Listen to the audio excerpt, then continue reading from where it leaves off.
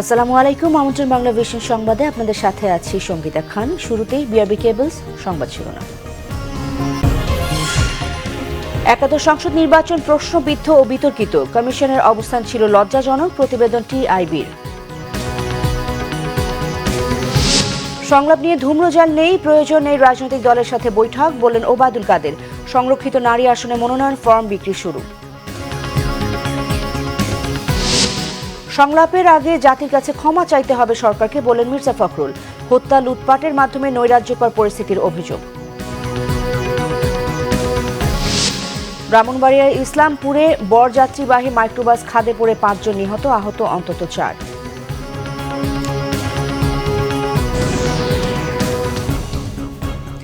দেখছিলেন বিআরবি কেবল সংবাদ শিরোনাম। এবারে বিস্তারিত। সরকারের রূপকল্প 2021 বাস্তবায়নে উন্নয়ন সহযোগিতা অব্যাহত রাখবে জাপান। সকালে প্রধানমন্ত্রীর তেজগাঁ কার্যালয়ে শেখ হাসিনার সাথে সৌজন্য সাক্ষাৎ করে এ বিষয়ে আশ্বস্ত করেন জাপানের অর্থনৈতিক পুনর্জাগরণ বিষয়ক মন্ত্রী তোশিমিৎসু মোতেগি। বাংলাদেশের তথ্য প্রযুক্তি খাতে জাপান আরও বিনিয়োগ করতে চায় বলেও প্রধানমন্ত্রীকে জানিয়েছেন তিনি। অংশগ্রহণমূলক নির্বাচনের মাধ্যমে টানা তৃতীয়বারের মতো প্রধানমন্ত্রী হিসেবে দায়িত্ব নেয়ায় শেখ হাসিনাকে অভিনন্দন জানান সফররত জাপানের মন্ত্রী। শেখ হাসিনা সরকারের আমলে দুই দেশের সম্পর্ক আরও জোরদার হবে বলেও আশা ব্যক্ত করেন তিনি। প্রধানমন্ত্রী তার সরকারের বিভিন্ন অর্থনৈতিক উন্নয়নে জাপানের অবদানের কথা স্মরণ করেন। বাংলাদেশের আইটি পার্কগুলোতে তথ্য প্রযুক্তির প্রশিক্ষণ ও গভীর সমুদ্রে মৎস্য আহরণে জাপানের সহযোগিতা চান প্রধানমন্ত্রী। সন্ত্রাস ও জঙ্গিবাদের বিরুদ্ধে সরকারের অবস্থান পুনর্ব্যক্ত করেন শেখ হাসিনা। পরে প্রধানমন্ত্রীর সাথে সৌজন্য সাক্ষাৎ করেন নেপালের বিদায়ী রাষ্ট্রদূত ডক্টর চপলাল ভূষাল। দুদেশের স্বার্থ সংশ্লিষ্ট নানা বিষয়ে আলোচনা হয় এ সময়। একাদশ জাতীয় সংসদ নির্বাচনকে বিতর্কিত ও প্রশ্নবিদ্ধ বলে জানিয়েছে ট্রান্সপারেন্সি ইন্টারন্যাশনাল বাংলাদেশ টিআইবি।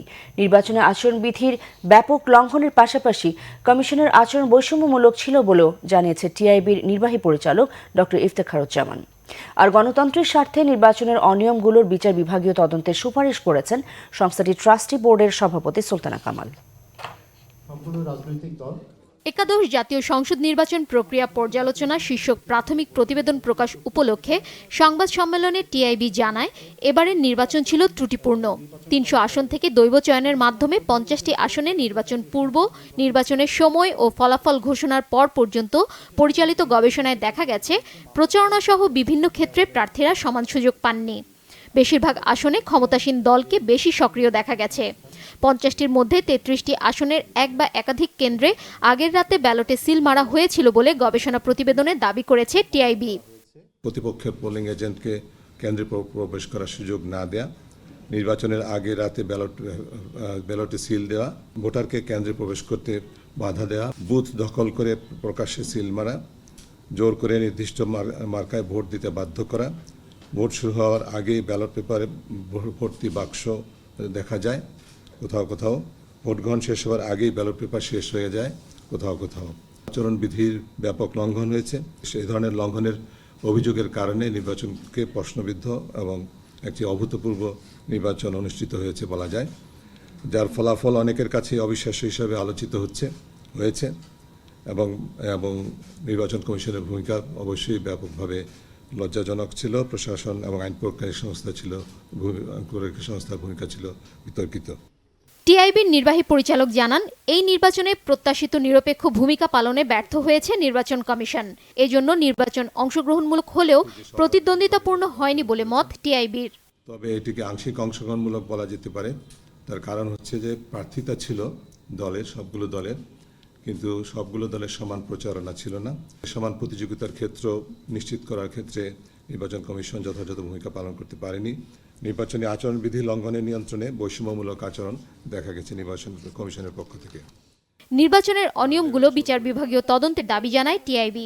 যেখানটায় সবার সমান সুযোগ থাকে না, সেখানে নির্বাচনটা বিতর্কিত হয়ে গেলে একটা সংশয় থেকেই যায় যে যারা আমাদের নির্বাচিত প্রতিনিধি হয়ে গেলেন তারা আমাদের কতখানি প্রতিনিধিত্ব করবেন। গণতন্ত্রের জন্য সেটা কোনো ভালো উদাহরণ রাখে না। তো সেই জন্যই আমরা বলেছি যে এটার জন্য একটা বিচার বিভাগীয় তদন্ত হওয়া উচিত এবং বিচার বিভাগীয় তদন্তের উদ্যোগ গ্রহণ করতে পারে। সেটি হলে সরকারের আত্মবিশ্বাস, তাদের যে ক্ষমতায় অধিষ্ঠিত থাকার নৈতিক অবস্থান, সেটা সুদৃঢ় হবে বলে আমরা মনে করি। এবারের নির্বাচনের ত্রুটি থেকে শিক্ষা নিয়ে কমিশন সামনের উপজেলা নির্বাচন পরিচালনা করবে আশা টিআইবির। শারমিন ইব্রাহিম, বাংলা ভিশন, ঢাকা।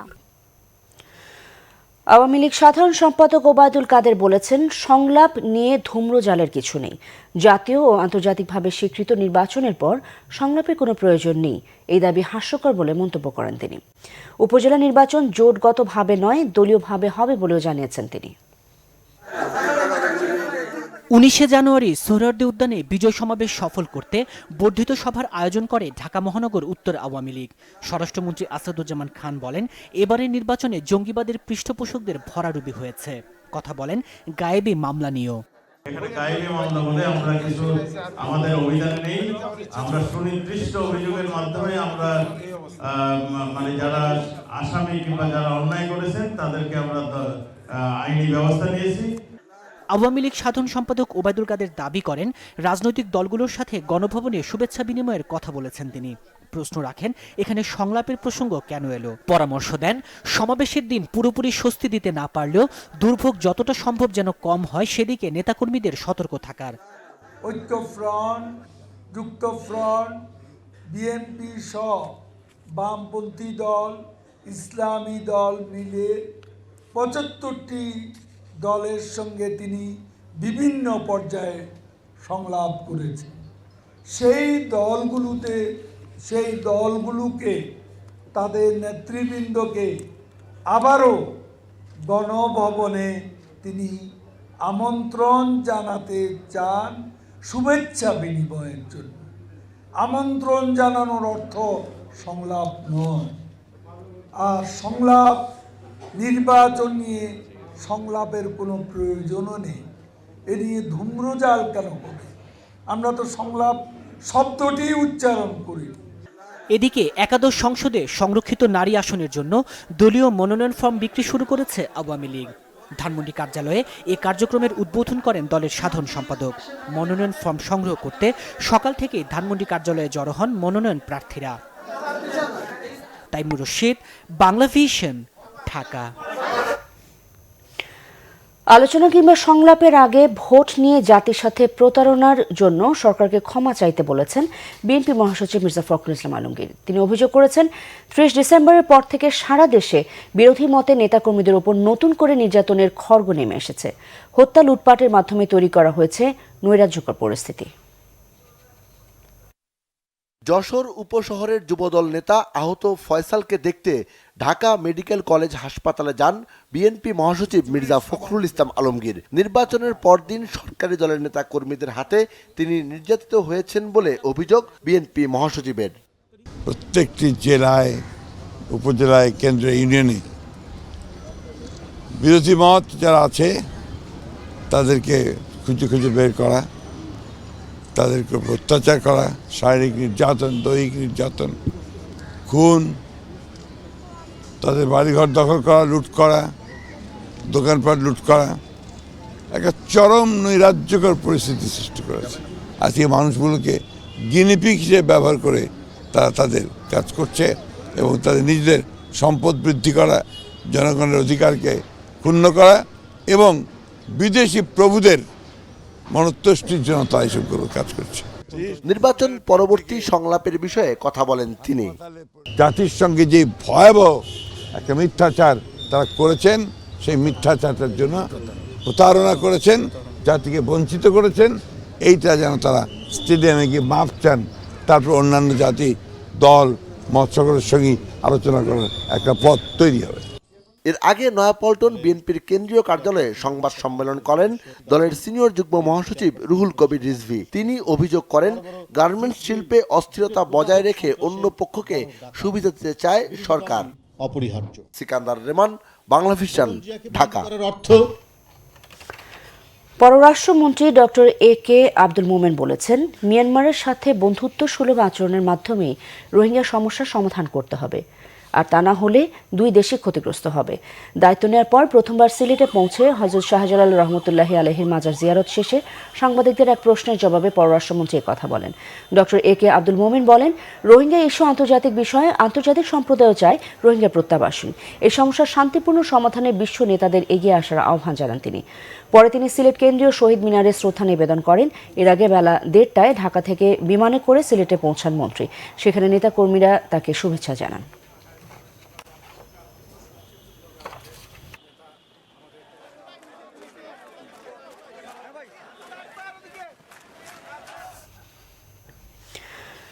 ব্রাহ্মণবাড়িয়ার ইসলামপুরে মাইক্রোবাস নিয়ন্ত্রণ হারিয়ে খাদে পড়ে এক নারীসহ 5 জন নিহত হয়েছে, আহত অন্তত 4 জন।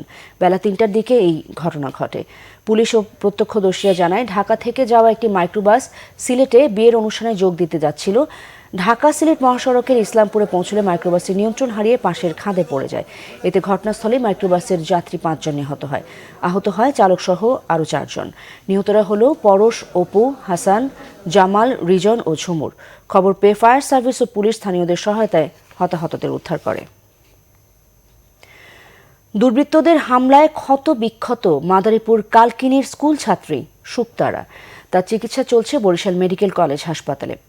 ঘটনা অনেকটা বছর কয়েক আগে সিলেটের আলোচিত খাদিজা জখমের মতো।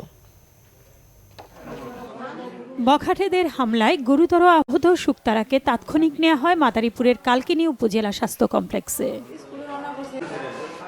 এসএসসি পরীক্ষার্থী শুক্তারা মঙ্গলবার সকাল 7টার দিকে বাড়ি থেকে বের হয় প্রাইভেট পড়ার উদ্দেশ্যে। পথে তার উপর হামলা করে মুখোশ পরা 2 ছেলে। শুক্তারার মাথাসহ শরীরের বিভিন্ন জায়গায় আঘাত করে তারা। কালকিনি উপজেলার সাহেবরামপুর গ্রামের রূপনাকন নামে এক প্রবাসীর সাথে মোবাইল ফোনে 1 বছর আগে শুক্তারার বিয়ে হয়। পরে পারিবারিক বিরোধে বিয়ে ভেঙে যায়। সেই আক্রোশে রূপনাকন ও তার পরিবারের সদস্যরা এ হামলা করেছে বলে অভিযোগ শুক্তারার পরিবারের। বয়স্ক এক হাঁটতে মেলা করছে, সকালবেলা দেখে যে অবস্থা তারা মারিয়ে ফেলে দিছে। তখন সে ডাক চিৎকার করলে পার্শ্ববর্তী লোকজন এসে তাকে উদ্ধার করে হাসপাতালে নিয়ে আসে। মোবাইল ফোনে একটা এঙ্গেজমেন্ট হয়েছিল, পরে ওখান থেকে আমরা এটা সারাসারি আংটি রিটার্ন দিছি। পরে ওখান থেকে একটা শত্রু আছে, বলছে যে আমরা দেখাই দিব, পরীক্ষা দিতে দিব না, তোরা মারিয়ে এলাম, তোরা আমাদের আলি না, এরকম ধরে বিভিন্ন ধরনের সবসময় হুমকি দিয়েছে। শুক্তারার উপর হামলাকারীদের শাস্তি চান কালকিনি পাইলট গার্লস হাই স্কুলের শিক্ষক ও সহপাঠীরা। ওর উপর এ ধরনের ন্যাক্কারজনক ঘটনার তীব্র নিন্দা জানাই আমাদের স্কুল কর্তৃপক্ষ থেকে, এবং এই ঘটনার আশু দৃষ্টান্তমূলক শাস্তি কামনা করছি। অভিযোগ পাওয়ার পর জড়িতদের বিরুদ্ধে ব্যবস্থা নেওয়ার আশ্বাস দিয়েছে পুলিশ। ঘটনাস্থল পরিদর্শন করেছি, মেয়ের জবানবন্দি আমরা নিয়েছি। আমরা চাচ্ছি হলো ঘটনার সাথে জড়িত তাদেরকে আইনের আওতায় আনতে। আমরা এই অভিযোগ প্রাপ্তির সাপেক্ষে আমরা আইনগত ব্যবস্থা নেব। যথাযথ বিচার না হওয়ায় শুক্তারার মতো ছাত্রীরা নির্যাতনের শিকার হচ্ছে বারবার, বলছেন সচেতনরা। Bangla vision news desk. নিচ্ছে সিবিসি টাইল সংবাদ বিরতির সাথে থাকুন, ফিরে এসে থাকছে। সাংবাদিকদের উদ্বেগ নিরসনে ডিজিটাল নিরাপত্তা আইন সহ অন্য আইন নিয়ে কাজ শুরু হয়েছে, জানিয়েছেন তথ্যমন্ত্রী। মাঘের শুরুতে উত্তরাঞ্চলে অচেনা বৈরী আবহাওয়া, দিনে গরম, রাতে হাড় কাঁপানো ঠান্ডা, শীতজনিত রোগের প্রকোপ।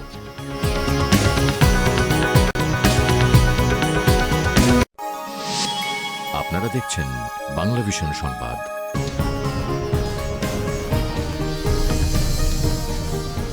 আবারও স্বাগত বাংলা ভিশন সংবাদে।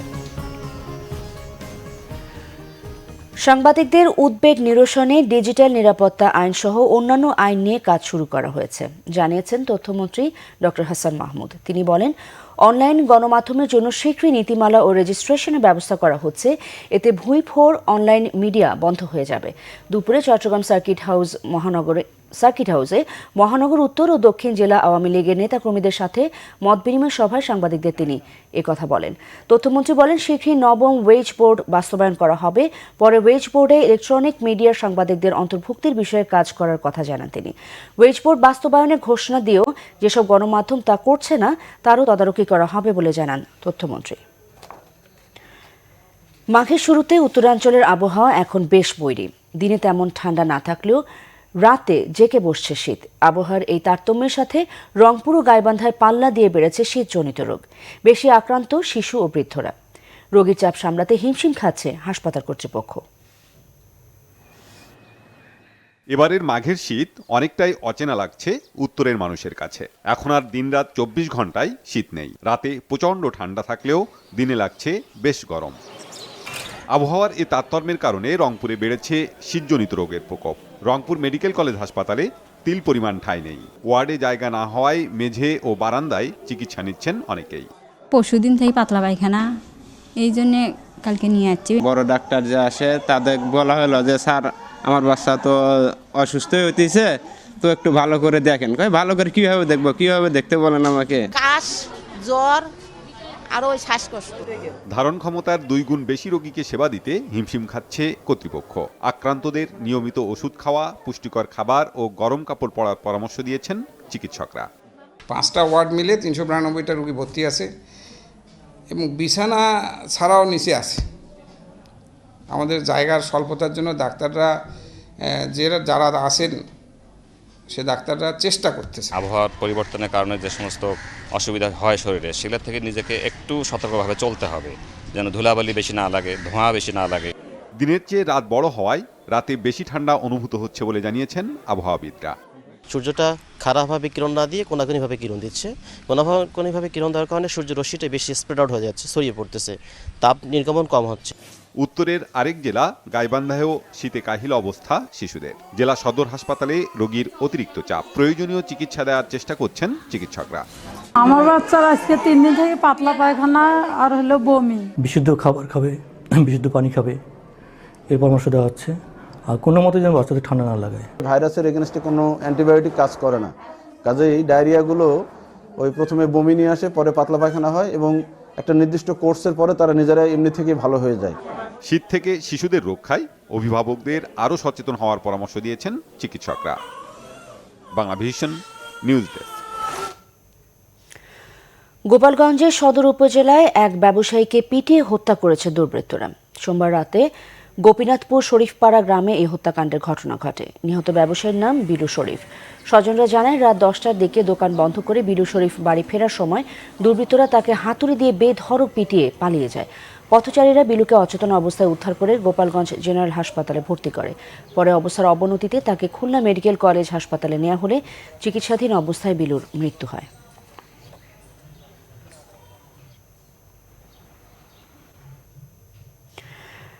সাতক্ষীরায় 9 বছরের প্রতিবন্ধী এক শিশুকে ধর্ষণের অভিযোগ পাওয়া গেছে।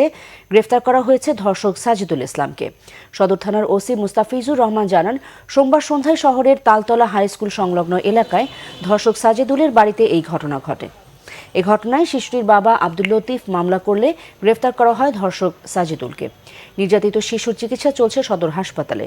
নির্যাতিত মেয়েটির বাবা জানান, প্রতিবন্ধী মেয়েকে বাড়িতে একা রেখে কাজে গেলে প্রতিবেশী ইন্তাজ আলীর ছেলে সাজিদুল মেয়েটিকে নিজ বাড়িতে নিয়ে যায়। বাড়িতে প্রতিবন্ধী মেয়েটিকে না পেয়ে প্রতিবেশীদের সহায়তায় সাজিদুলের বাড়ি থেকে মেয়েকে উদ্ধার করে তার পিতা।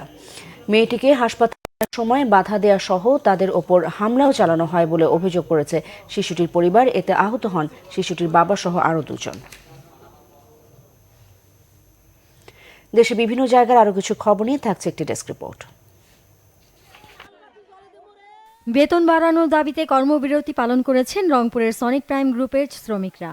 এ সময় সংবাদ সংগ্রহ করতে গেলে গণমাধ্যম কর্মীদের উপর চড়াও হয় কারখানা কর্তৃপক্ষ। পরে পরিস্থিতি নিয়ন্ত্রণে আনে পুলিশ। যশোর বিজ্ঞান ও প্রযুক্তি বিশ্ববিদ্যালয়ের উপাচার্য এবং বিশ্ববিদ্যালয়ের শিক্ষক পরিষদের সভাপতি ও সাধারণ সম্পাদকের বিরুদ্ধে মানহানির 2টি মামলা করার প্রতিবাদে মানববন্ধন হয়েছে। দুপুরে বিশ্ববিদ্যালয় পরিবারের ব্যানারে এই কর্মসূচিতে শিক্ষক ও কর্মচারীরা অংশ নেন। নারী শিক্ষা অব্যাহত ও নারীকে আত্মপ্রত্যয়ী করে তোলার বিষয়ে করণীয় শীর্ষক কর্মশালা হয়েছে বাগেরহাটে। জেলা প্রশাসকের সম্মেলন কক্ষে দিনব্যাপী এই কর্মশালায় প্রধান অতিথি ছিলেন প্রধানমন্ত্রী শিক্ষা সহায়তা ট্রাস্টের ব্যবস্থাপনা পরিচালক ABM জাকির হোসেন। প্রতিবন্ধী ব্যক্তিদের আর্থিক সহায়তা, উপকরণ ও প্রশিক্ষণ সনদ বিতরণ করেছে বেসরকারি উন্নয়ন সংস্থা ব্রাইট বাংলাদেশ ফোরাম।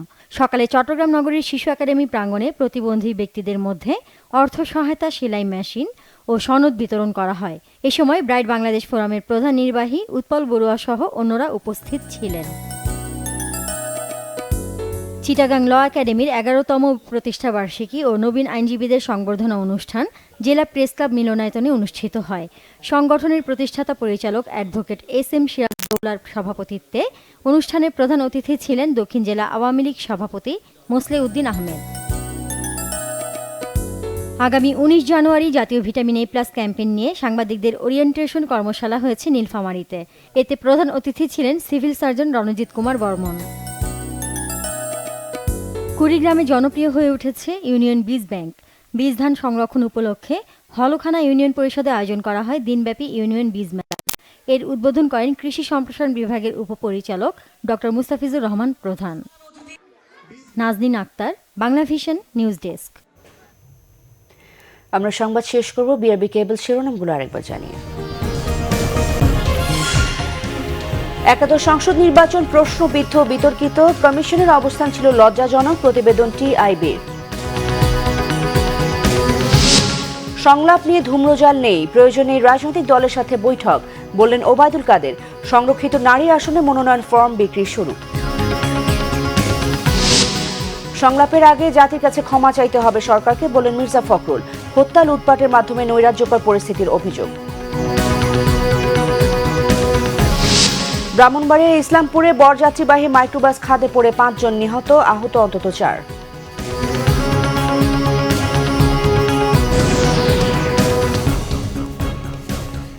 এই ছিল এখনকার মতো। পরের সংবাদ সন্ধ্যা 7:30। এর আগে 6টায় রয়েছে নিউজ টপ 10 দেখার আমন্ত্রণ রইল।